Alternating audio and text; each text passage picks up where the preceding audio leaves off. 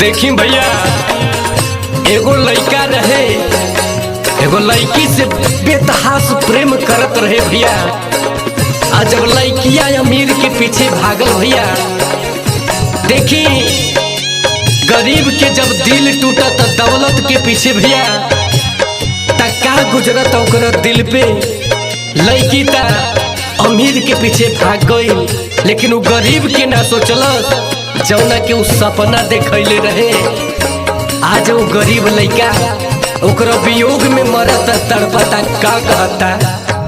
पौते दूसरा के जान हमके तू भुला गईलू, पौते दूसरा के जान हमके तू भुला गईलू। खाके हम किरिया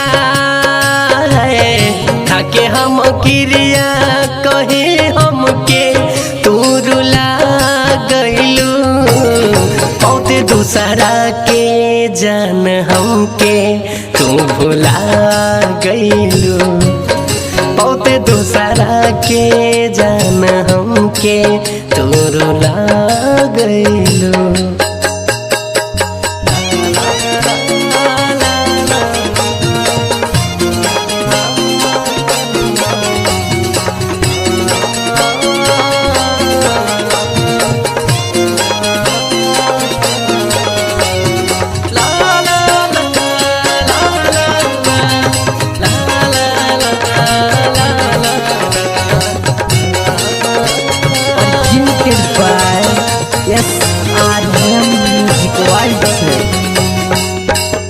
दिले बाड़ू ऐसन जखम हमसे ना सहाई हो, दूर होके तुमसे एक पल भी ना रहाई हो। ए जान कहा दिले बाड़ू ऐसन जखम हमसे ना सहाई हो, दूर होके तुमसे एक पल भी ना रहाई हो।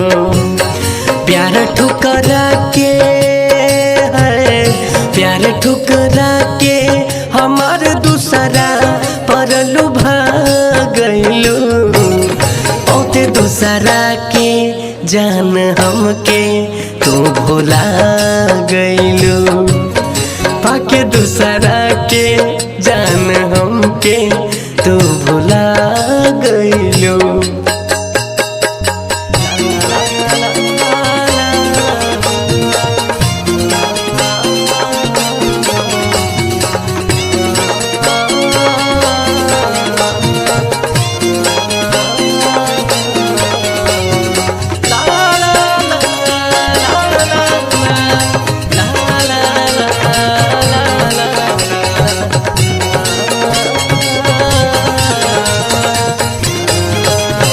म्यूजिक बाय शिवरत अंजाना।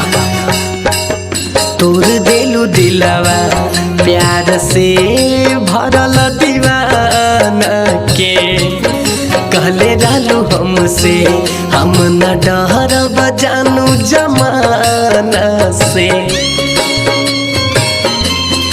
काहे बदल गलू रानी एहो, तोर देलू दिलवा प्यार से भरल दीवाना के, कहले रहलू हमसे हम न डरब जानू जमाना से।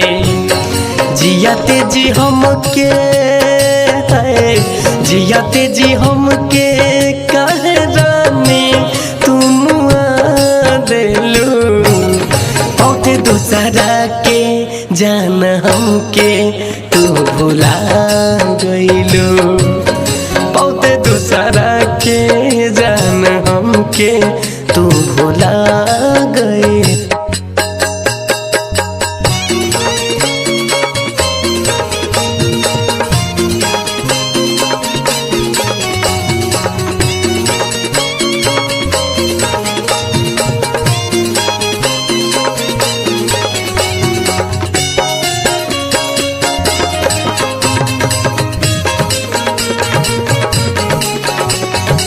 रतन रिकॉर्डिंग स्टूडियो